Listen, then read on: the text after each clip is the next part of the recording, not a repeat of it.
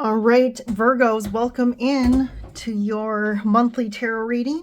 We are at the end of 2024, so we are going to be tapping into the last month, December 2024, to get any information and guidance that's for your highest and best good.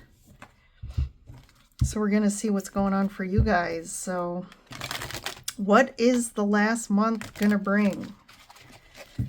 So we had Pluto finally move into Aquarius November 19th.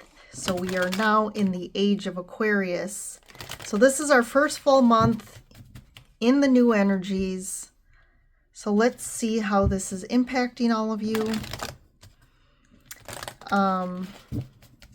I started with Sagittarius, so I always start with whatever sign the sun's in. So it's obviously a Sagittarius season, and I'm wrapping up here with you, Libra, and then Scorpio. So I'm kind of seeing the trends that happen throughout the zodiac monthly readings, and definitely there's a lot of trends. The Death card has been a huge trend, so there's a lot of change and transformation coming this month. Closing out all loose ends, wrapping up karmic ties, karmic lessons. So we'll see what comes up for you guys, Virgo. It's getting ready, getting all the energies cleared, cleansed, and ready. Purification going on for 2025.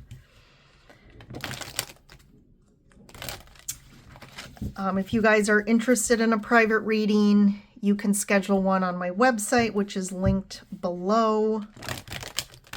And then also take a look if you're interested in my homemade gemstone jewelry. I have an Etsy store that's also linked.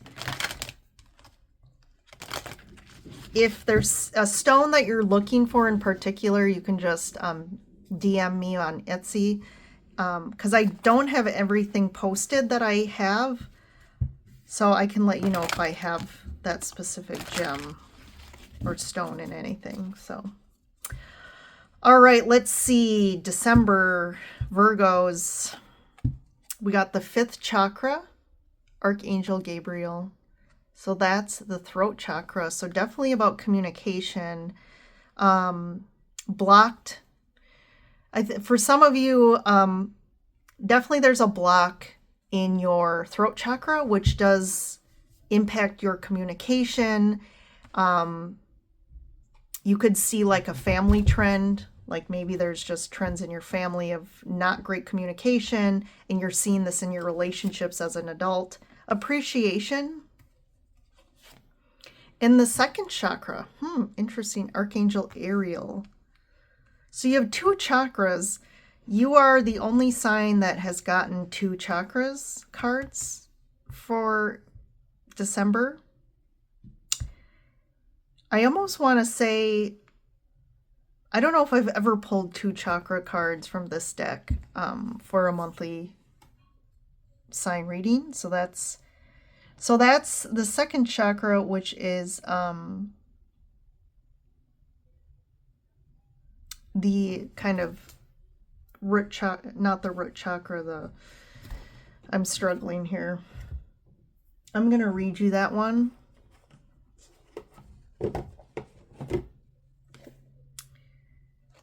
So I definitely feel like what's happening here for you is there's a lot of chakra alignment going on. Your 2nd chakra and your 5th chakra definitely have blocks.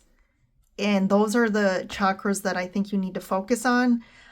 I almost am hearing a recommendation too to do some energy work with those specific chakras to help kind of, again, balance, harmonize them. And this really revolves around appreciation. I think there's that appreciation for the self, for one, like really appreciating who you are, seeing your value. I want to read that one too, because that one, I think it'll give some good. So this appreciation is about showing gratitude. This card shows a woman holding a single rose. She enjoys the scent and beauty, yet around and behind her are bramble bushes. You could be focused on these, worried that she might get caught up in their prickly branches of difficulty. Instead, she's pausing to experience the blessing of the single flower.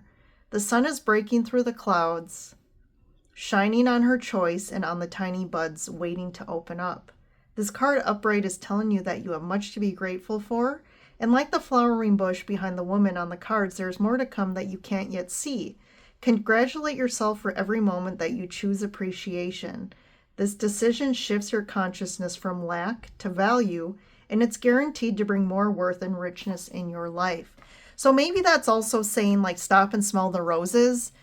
Maybe you're more focused on everything around you, what's happening externally, and picking out all the potential, right, risks or issues or what's not happening. And again, there's that lack mentality instead of, again, seeing all the goodness in your life. So I'm going to just read the second chakra.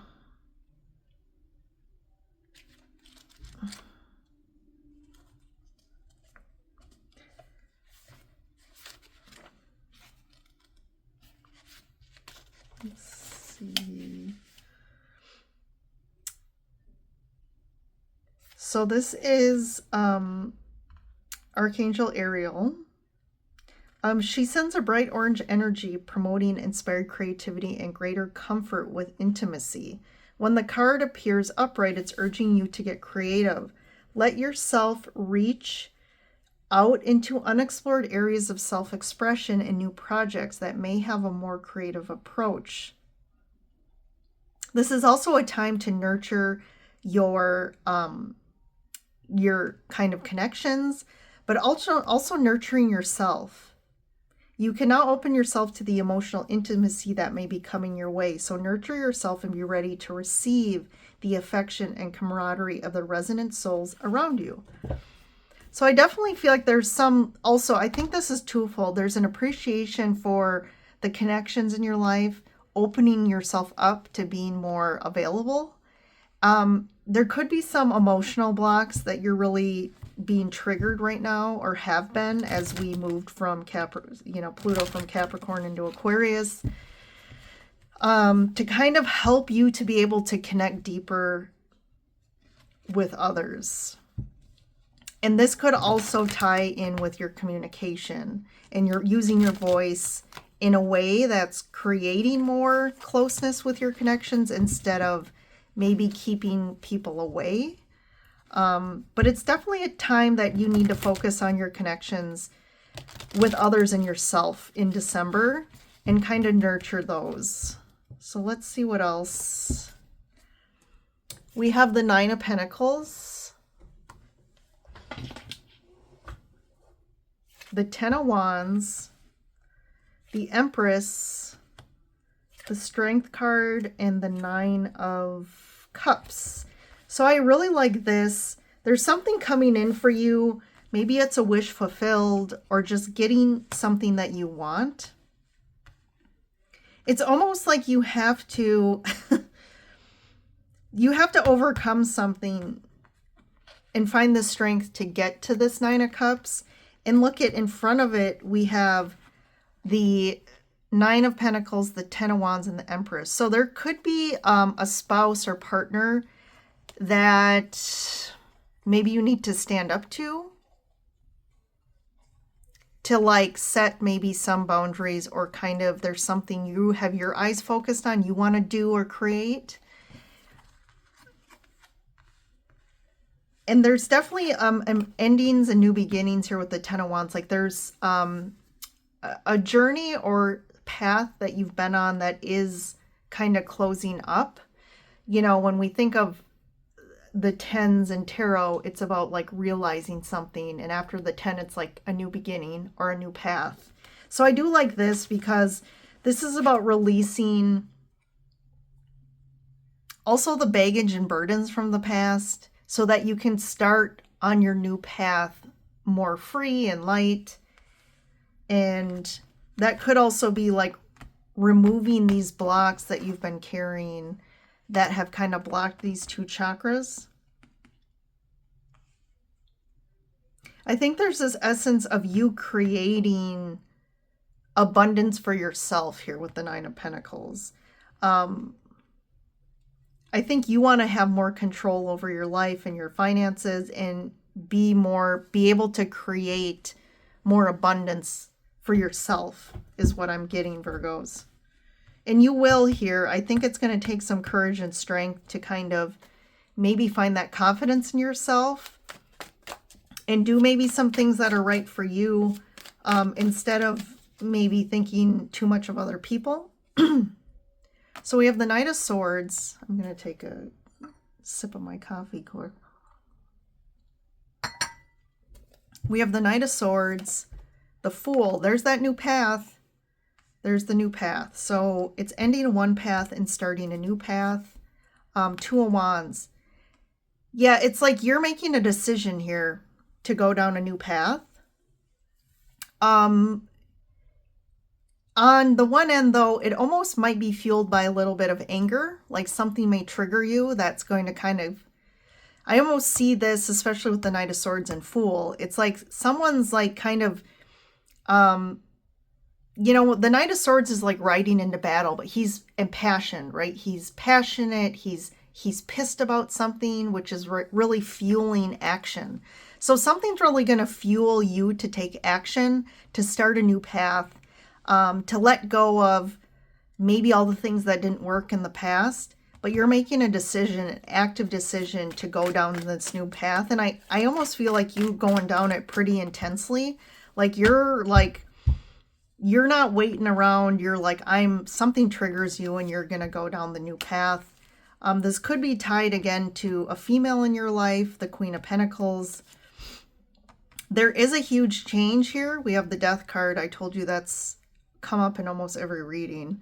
So we got the Death card. So something may have to, there's definitely a big change that has to happen, but maybe again, an old path closing up and kind of an ending of something that you've been in for a while to start this new chapter. And then the Ace of Wands. So yeah, this is a lot of like fueled energy. So something's really got you and fueled you to really take action and to make a change. Like you're definitely motivated to make this change. Knight of Wands. So you got the Knight of Swords and the Knight of Wands.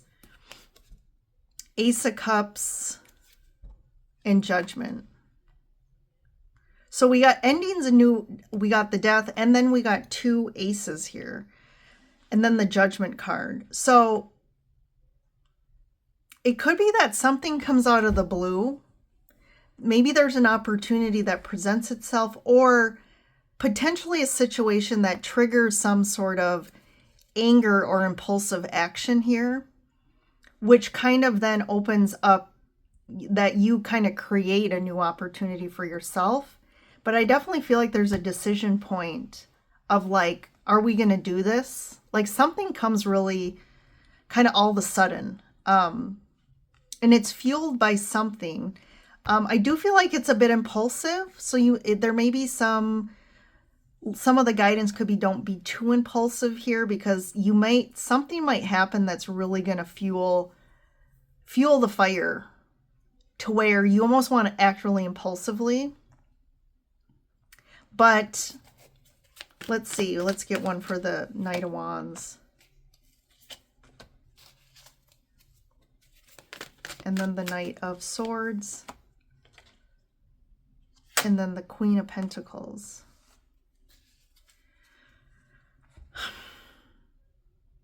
So there's definitely someone else at play here in this. So like I said, this could be a partner, a spouse. I do feel like you're a little on different wavelengths here. You can see here, this is the Knight of Wands. We have the Queen of Wands and the King of Swords. So somebody is definitely more impulsive. They tend to be more passionate and take quick action when they get kind of fueled.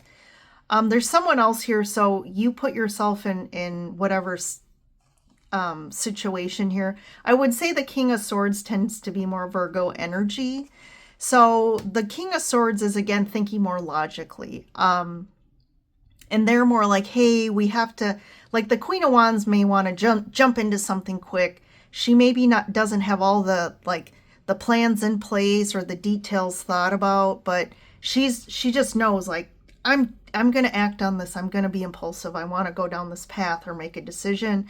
Where this other person, which it could be you, is like, hey, hold on. Hold your horses. Like, we got to think about this, right?